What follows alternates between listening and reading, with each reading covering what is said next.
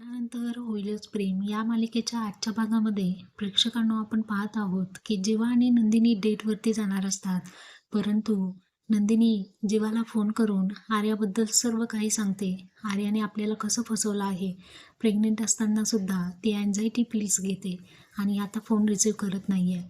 आणि घडलेला सर्व प्रकार जीवाच्या कानावरती घालते. जीवा म्हणतो, तू टेन्शन घेऊ नको, मी लगेच तिथे जाऊन आर्याला बघतो.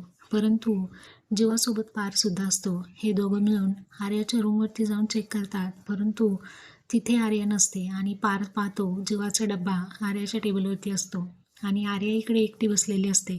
जीवा म्हणतो, मला माहिती आहे ती डिस्टर्ब असल्यानंतर कुठे जाते. जीवा धावत परत तिथे येतो तर आर्या लगेच जीवाला मिठी मारते आणि म्हणते, तू इथे माझ्यासाठी आलायस. म्हणजे जीवासाठी आर्या खूप पॉझिटिव्ह होते आणि त्याला अक्षरशः घट्ट मिठी मारते. हे पाहून पार्थला काही बरं वाटत नाही. त्यानंतर आपण पाहतो की पावसामुळे भिजल्यामुळे जीवा स्वतःचं ब्लेझर तिला देतो आणि तिच्या हाताला हात लावून काळजी घेत असतो. तेव्हा पार्थला